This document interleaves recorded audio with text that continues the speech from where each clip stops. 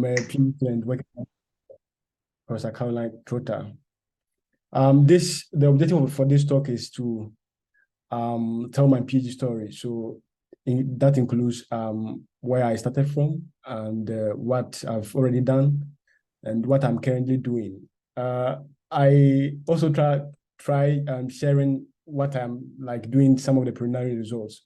So since it's a work in progress, your comments are welcome so that we can together do something more interesting.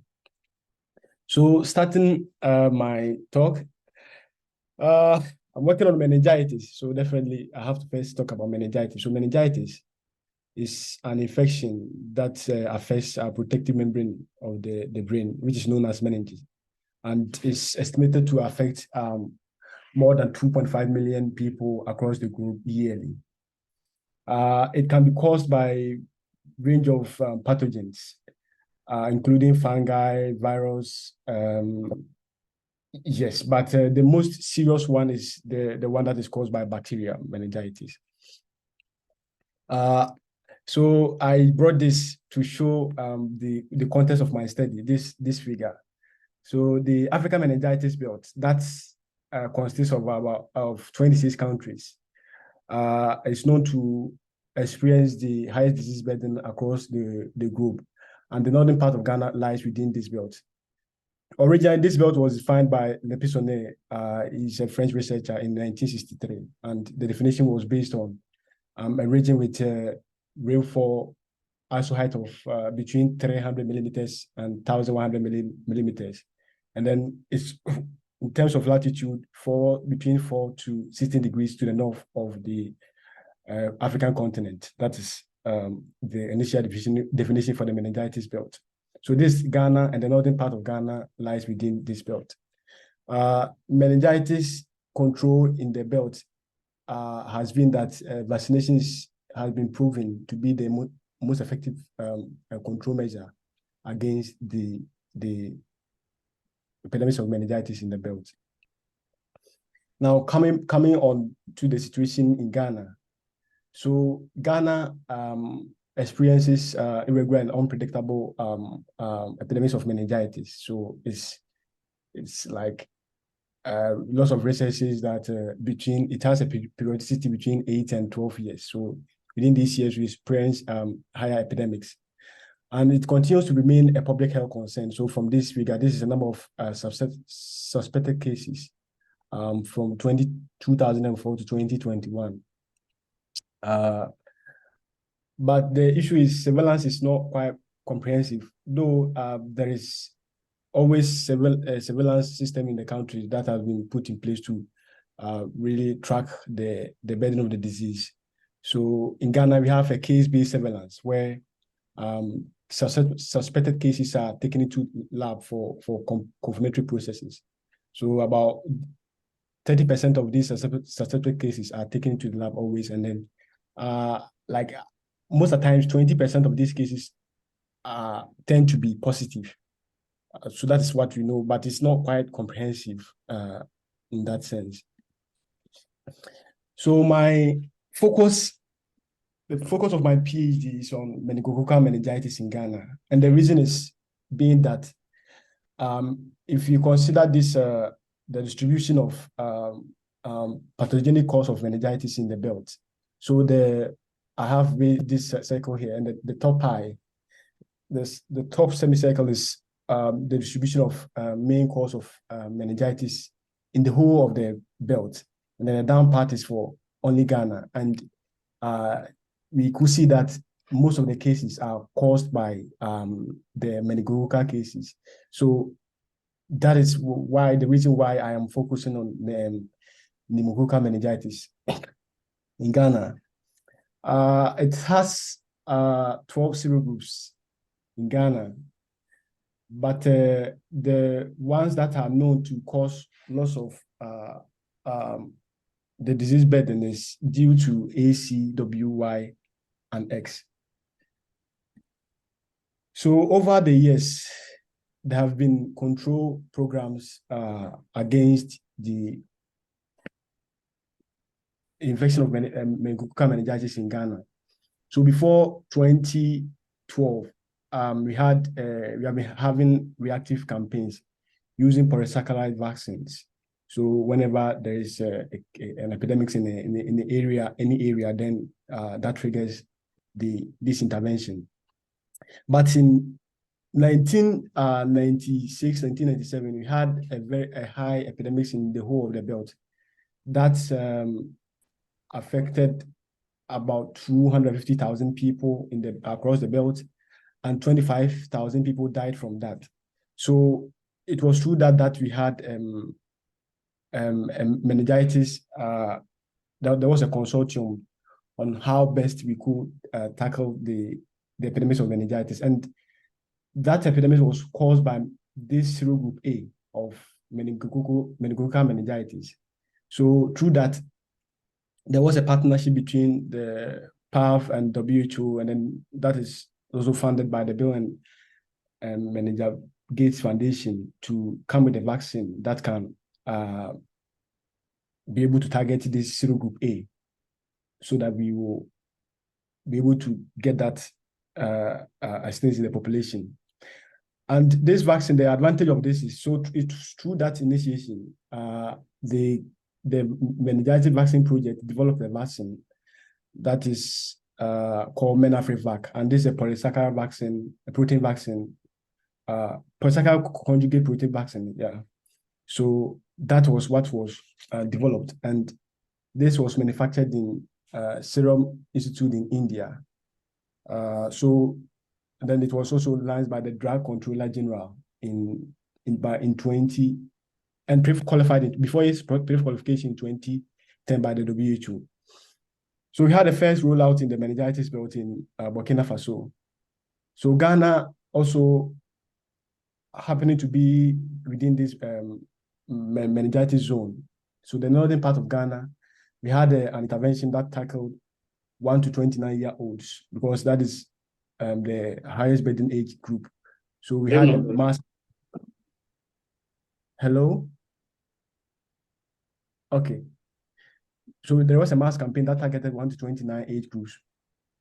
And the key feature of this vaccine for this MenAfriVac, as compared to the polysaccharide vaccine that were used earlier, that these were they were like, the cost of per dose was very low, and that allows its mass implementation. And then it also has ability not to only protect against invasion, but it also has ability to protect against carriage.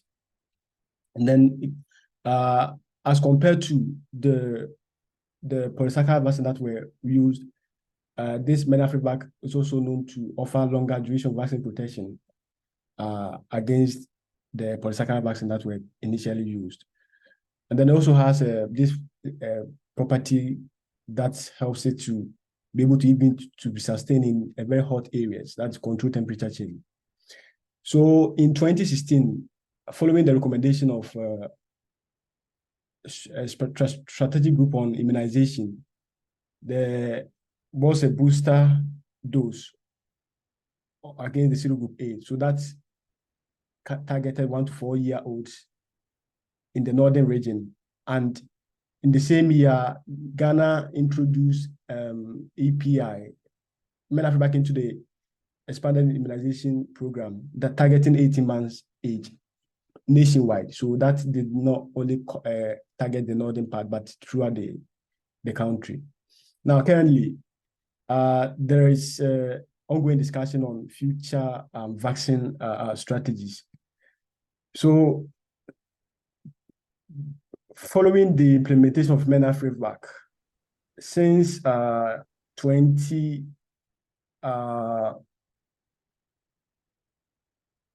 so since 2016, that was the last time we experienced a case in that was caused by serogroup A.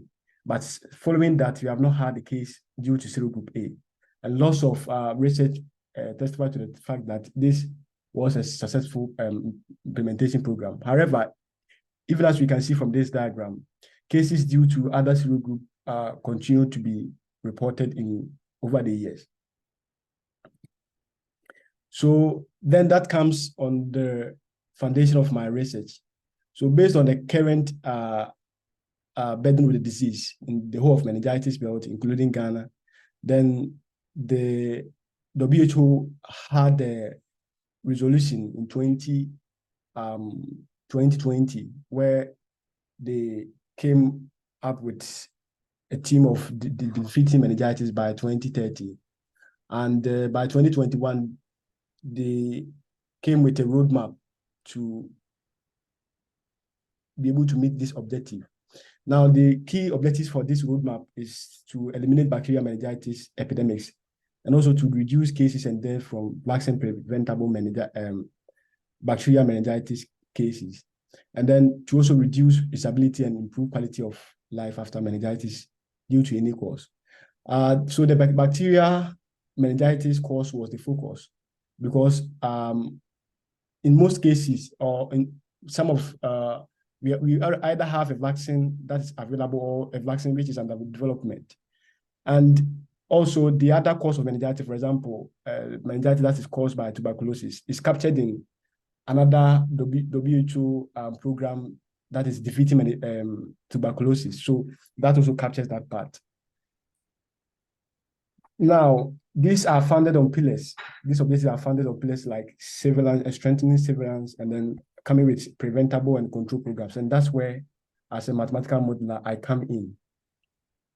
So I started from trying to first analyze the immunity profile due to the MenA vaccine over the years in Ghana.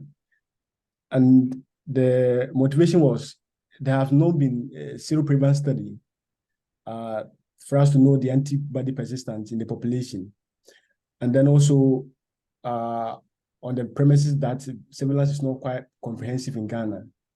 Then it comes that model projections on the immunity profile will be something very informative in helping us know the current immunity burden or the immunity state, so that if there is a need for further vaccine intervention, then that will be quite informative in trying to understand and design that.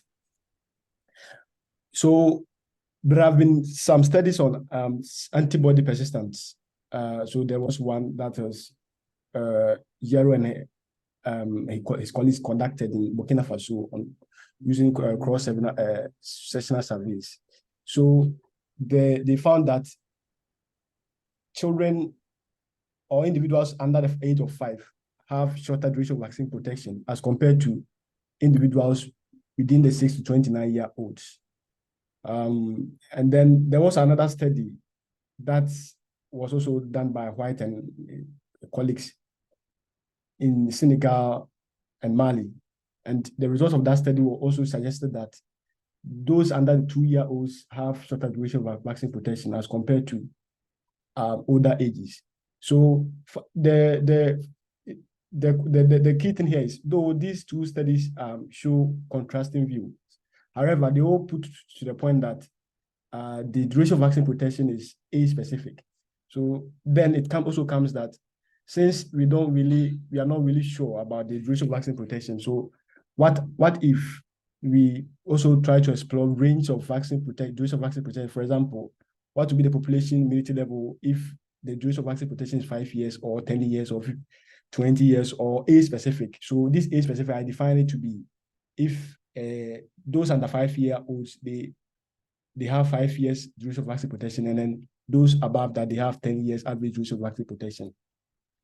So that comes to my research question, that to identify the immunity profile by age, space, and time, that is immunity profile for individuals in the northern region and then the southern part of Ghana over the years. How does that look like? And then also to look at the importance on the assumption of duration of vaccine protection. So these are the two main questions that I first tried to look at. Then the methods for this analysis, I used exponential decay model, where my P is my protected population at a given time, and the V is the initial protected population. That follows vaccination, and then my decay rate R is based on the duration of vaccine protection. That is given up by 1 over the average duration of vaccine protection. So for the results of this, I have for the northern part and the southern part, because they all had different implementation strategies. So the northern part, we had mass campaign that targeted 1 to 29 plus catch-up plus EPI, while the southern part of Ghana, because we don't experience lots of cases on meningitis, we only introduced MenAfriVac into the EPI in 2016. So following that, I have this animation. So the left part is the northern part of Ghana, and then the right side is not the southern part of Ghana. The red and the pink colors indicate the protected population at the onset of vaccination. And then, so the green ones also show the individuals which are the population of individuals who are protected as time goes by. And the key thing that we can see from this is that by 2030, following the timeline of WHO, 33% among the 1 to 29 age risk group are estimated to be protected. That is the key results here. So on the sensitivity on the duration of vaccine protection, so I try to explore, even as I first explained, it's conditional under 5 years, 10 years, 20 years, and then age specific. So the red line indicates the protected population, the percentage of individuals that will be protected by 2030, and that is around 70%, while if the duration of vaccine protection is around 20 years, 52% are estimated to be protected by 2030. So the key insight from this work is that since the vaccine or MenAfriVac doesn't induce permanent immunity, the proportion of the protected population always win or they decline as time goes by. But the interesting thing is the long-term intervention, that is the EPI, contributed in increasing the proportion of these individuals that are protected. So this targets individuals in the like 18 months. So that increases the population of individuals that are protected over time who are among the children population. And then on the duration of vaccine protection, so even as I showed, it's the proportion of the protected population is highly dependent on the assumption that we will make regards to the duration of vaccine protection. So what this study highlights is that protection is relatively low in the population. So further vaccine intervention might be necessary. And that led me to the second part of my study here. So to explore the boosting opportunities against meningococcal serogroup A in Ghana. So the WHO, as part of the roadmap to defeat meningitis by 2030, recently launched the vaccine that targets 5 serogroups. So this one targets A, C, W, Y, and X to be implemented in the meningitis belt. And when this is implemented, this will serve as a protection against the serogroup C, W, X, and Y, and at the same time offer a boosting advantage against serogroup A. Even as I first indicated, Ghana is still considering the best strategy to be adopted in order to maximize health benefits at a reduced cost in this program. But the key question that I focused on is which age group do we have to target in order to increase the boosting advantage against serogroup A. So this one I considered range of vaccine strategies. So the top one is the 1 to 29-year-old. That is the same as MenAfriVac. So targeted 1 to 29-year-olds at the coverage of 98.1%. So do you have to target the same age group, or maybe we target the same age group, but we reduce the coverage to maybe medium 80%, or reduce it to some lower coverage at 60%. Or we only focus on the core transmission age group, that is 1 to 90-olds, and under different vaccine coverages.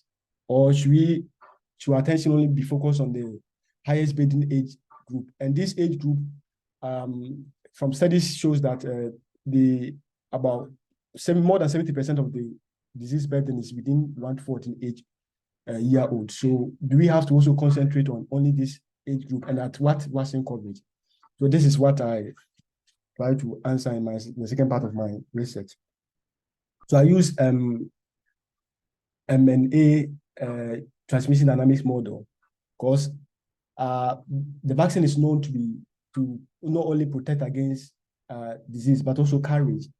And this is a model that was adopted from Kalhayo's work that she used to explore future boost up opportunities against serogroup A. And that's led to the implementation of EPI, MenAfriVac into the EPI, sorry.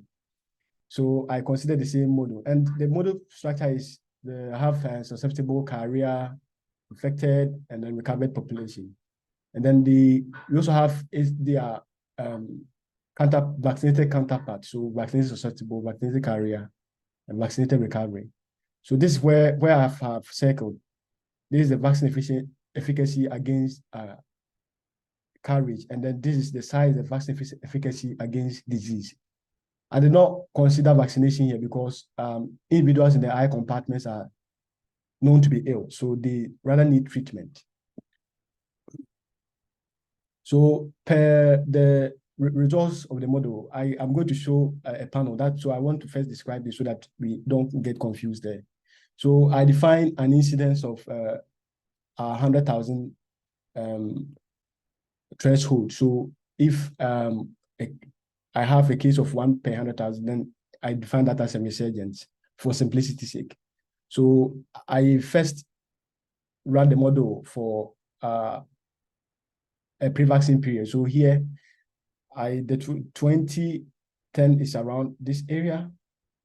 Then it comes to 2012 where the MenAfriVac was introduced. So this is what the other the panel that I'm going to show it looks like.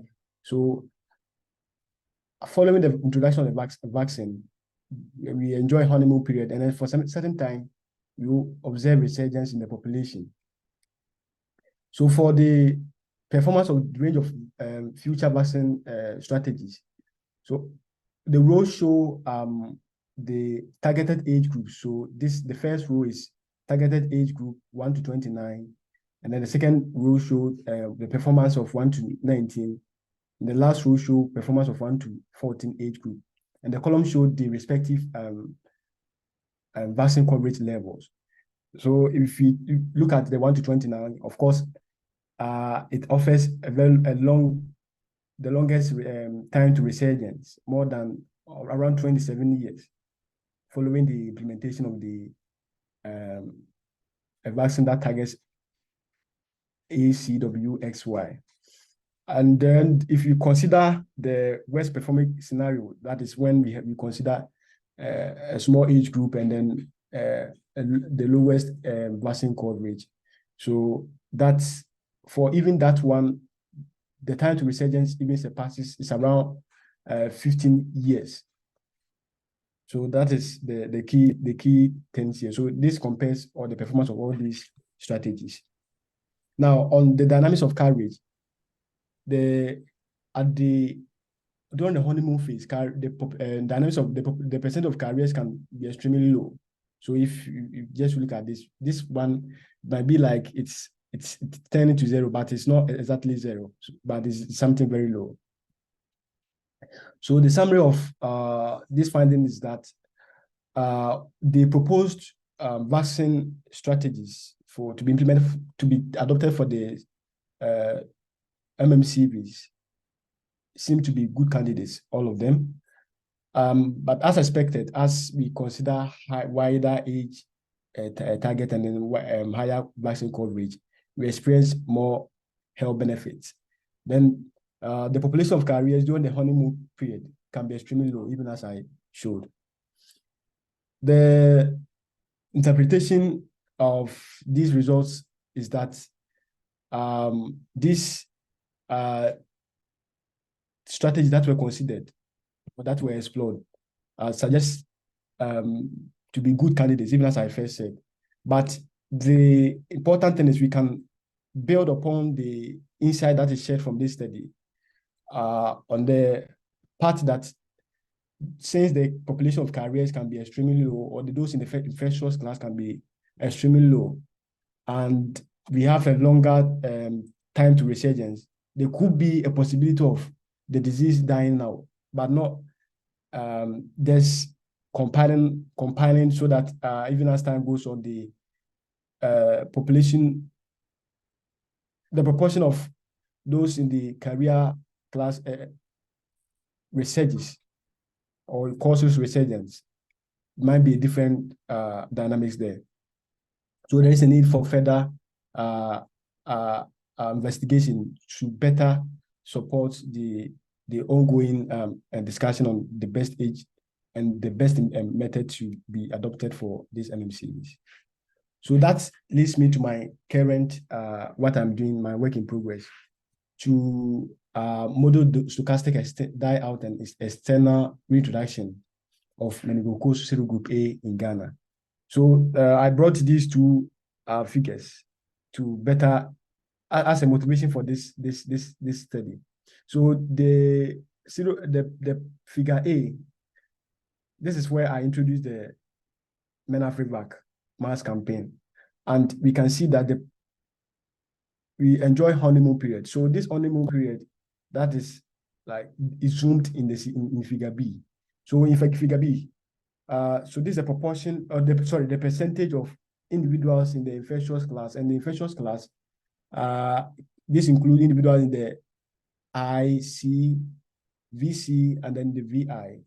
So it can be extremely low. This does not make sense biologically, but it is there. So what happens is stochastic models can be very useful in trying to analyze or to identify what is really happening here. So maybe, even as I said, this population continues to be there, and over time it piles up to exceed the epidemic threshold, and that causes resurgence. So, but that might be the case in reality. So on the stochastic model, the research questions that I'm trying to explore is how often and under what conditions would meningitis elimination occur? So what are the conditions that will be necessary for meningitis elimination? And what happens if a carrier is reintroduced to the population?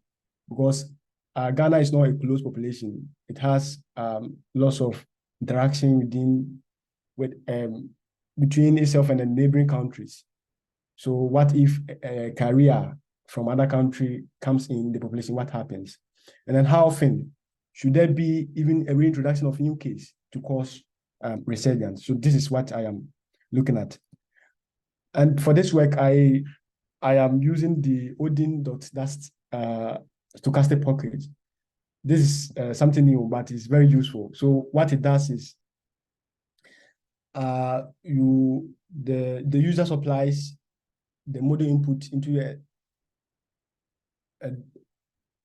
dynamic user domain. So you input your model input, and then it transcribe this into C++ code. So that helps it to like run the simulation fast, and with the like if you have a very large model like something that you're working on, it's very effective in that. So that is what I adopted for this work. So this is one of the preliminary results. Now, comparing this to the figure that I first showed. So the C brew is the stochastic run. So this is I ran for 300 replicates. And then the black is the mean for the stochastic run. And then the red trajectory is that for the deterministic. So what happens is, following the introduction of the mass campaign, as time goes on, for the deterministic, because the carrier per the artifact of deterministic model, because we always have a small proportion of the carrier in that compartment. It's, as time goes on, that's the susceptible population exceeds the epidemic threshold, and that causes resurgence. But for the stochastic model, what we are experiencing is that even at the onset of the model, we can experience a conditional extension, which is also another measure of persistence, as described in Keeling Rouhani's stochastic modeling book. So the key thing here is there is a possibility for an extension, and therefore it becomes very important to explore the conditions that are necessary for this, for the persistence of MenA in Ghana. And this is something that no work has ever considered in the meningitis work. So no study has ever considered using stochastic model, full stochastic modeling to explore the conditions of MenA dying out. So in conclusion, this work is foreseen to share valuable insight in support for the WHO's objective to defeat meningitis in 2030. I thank my supervisor for her insights, and a postdoc in our team, Dr. Andomaki. I also thank Cambridge Africa for sponsoring my PhD, and our collaborators from Ghana Health Service. Thank you all for your audience, and I'm happy for questions.